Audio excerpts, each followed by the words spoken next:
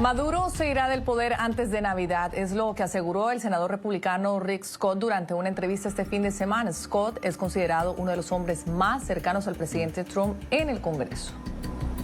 Al mismo tiempo, el periódico The Washington Post confirmó que Estados Unidos revisó documentos internos del equipo de María Corina Machado que incluyen el plan para estabilizar Venezuela en las primeras 100 horas y 100 tras la salida de Maduro del poder. La información la tiene desde Washington Roberto Macedonio. Roberto, muy buenas tardes. Qué placer saludarte. Adelante. Un placer, muy buenas tardes. Rick Scott pone por primera vez fecha a la salida de Nicolás Maduro. Es la primera vez que una voz autorizada en Estados Unidos habla de la posible salida de Nicolás Maduro poniendo un límite. Ese límite sería la Navidad. Nicolás Maduro saldrá del poder antes de Navidad y lo dice el senador republicano cuando estamos prácticamente a 2 semanas de esa fecha. Hay que tener en cuenta que Rick Scott es un hombre muy cercano al presidente Trump. Ambos mantienen conversaciones telefónicas con mucha frecuencia, pero también es cercano a María Corina Machado, por lo que él tiene información de primera mano tanto desde la Casa Blanca como desde la fuerza opositora venezolana y los ganadores de las elecciones, que es sin duda María Corina Machado y Edmundo González Urrutia. Con esa doble línea de información, Rick Scott ha asegurado de forma muy contundente durante esa entrevista en televisión este fin de semana que Maduro se irá, sí, y que lo hará, como decimos, antes de Navidad. Realmente creo que antes de que sea Navidad veremos a Maduro afuera. Recordemos que es un narcotraficante acusado, perdió las elecciones, no es el presidente de Venezuela, es el líder de los carteles de la droga. Y fíjense porque justo cuando Rick Scott pronuncia estas declaraciones, hemos observado que el presidente Trump ha hecho retweet en sus redes sociales a un artículo clave publicado en Fox News y escrito por el periodista David Marcus. En ese artículo que Donald Trump retuiteó, David Marcus escribe que Estados Unidos podría en cualquier momento eliminar, ese es el término que utiliza, a Nicolás Maduro. Y va más allá, al asegurar que Vladimir Putin, con su influencia en Venezuela, no podría impedir que Estados Unidos elimine a Nicolás Maduro en el día en que quieran hacerlo. Les ofrecemos ese retweet, ahí ven ese retweet que hizo Donald Trump en su red social Truth Social de ese artículo, pero vean exactamente lo que dice ese artículo de Fox News escrito por David Marcus, retuiteado por el presidente de Estados Unidos. Fíjense. Podríamos eliminar a Maduro mañana y Putin no podría hacer nada al respecto. Un retiro tranquilo en el extranjero es la mejor opción para Maduro antes de que las opciones se reduzcan aún más. Putin no podrá salvarlo. Y más cosas relacionadas con Venezuela que han ocurrido aquí en Estados Unidos. Un discurso del secretario de Guerra Pete Hegseth, quien este fin de semana intervino en el Foro Nacional de Defensa Reagan.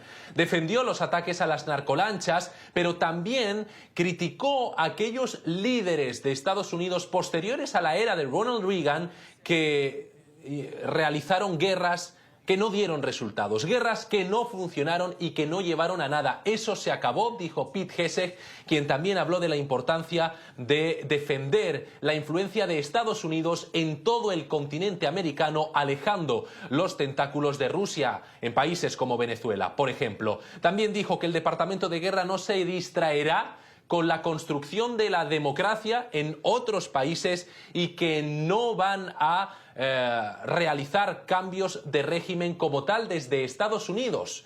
Es decir, que esa labor de construir la democracia, de liderar el cambio de régimen, correspondería a las fuerzas democráticas de Venezuela, a los líderes de la democracia en ese país, como María Corina Machado, Edmundo González Urrutia, pero no como tal a Washington.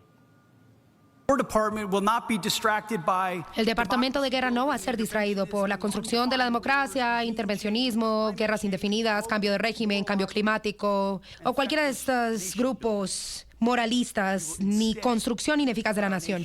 En vez, vamos a poner el interés práctico y concreto ante todo. Vamos a disuadir la guerra, vamos a promover nuestros intereses y vamos a defender a nuestro pueblo. La paz es nuestro objetivo. Y al servicio de ese objetivo estaremos preparados para luchar y ganar de forma decisiva si se nos requiere. Por cierto que en este contexto el Washington Post ha publicado información relativa a documentos del gobierno de Estados Unidos a los que han tenido accesos, en los que han podido ver el plan que tiene María Corina Machado, el plan para la democratización de Venezuela en los 100 días posteriores a la salida de Nicolás Maduro del poder. Es decir, María Corina Machado tiene un plan más que preparado, y lo ha visto el Washington Post, para que la democracia llegue a Venezuela. Por eso mismo, dice el secretario de Guerra, Pete Hegseth, no nos encargaremos nosotros de la democracia en otros países. Y al mismo tiempo están estos documentos en los que María Corina Machado demuestra que es ella quien tiene todo listo para la democratización de Venezuela una vez Maduro caiga. Y una cosa más, todo esto corresponde a la llamada doctrina Monroe, que la Casa Blanca quiere recuperar. Una doctrina de la que habló Pete Hegseth en ese discurso que les hemos ofrecido y que consiste en que Estados Unidos no permitirá la influencia extranjera en ningún punto del continente americano. Impedir la intervención de potencias extranjeras en el continente americano es la doctrina Monroe, que se va a recuperar, que está de nuevo defendiendo la Casa Blanca y que Donald Trump ha renombrado como el corolario Trump. Un plan que pone en marcha Washington para reforzar la influencia de Estados Unidos en todo el continente. La información desde la capital de Estados Unidos para NTN 24, compañeros. Feliz tarde. Gracias, Roberto. Feliz tarde también para ti. Importante información desde Washington, D.C. El régimen de Nicolás Maduro admitió la muerte del preso político Alfredo Díaz en prisión. Según el sistema penitenciario madurista, Díaz murió de un infarto al miocardio. Sin embargo, familiares y ONGs denunciaron que en varias ocasiones le negaron atención médica y en un año de encarcelamiento en el Helicoide, el centro de torturas más grande de América Latina, permaneció totalmente aislado. El exgobernador fue arrestado de manera arbitraria por protestar contra el fraude electoral cometido por la dictadura chavista en 2024. Estados Unidos rechazó la muerte de Díaz y denunció el hecho y la naturaleza vil del régimen.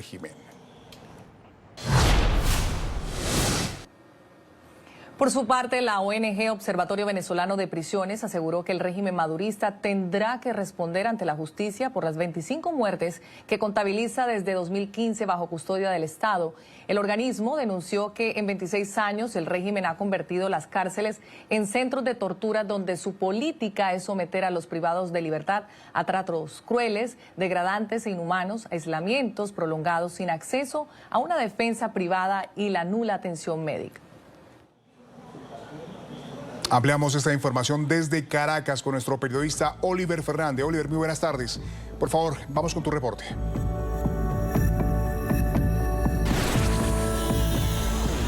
Hola, buenas tardes, gracias por este contacto. Alfredo Díaz fue trasladado al estado Nueva Esparta, donde gran cantidad de personas se concentraron para despedirlo. Su hija Diamelis Díaz aseguró que padecía de una enfermedad crónica y denuncia a quienes lo tenían en custodia de no haber atendido esa enfermedad durante más de un año en el que estuvo preso en la cárcel del Helicoide.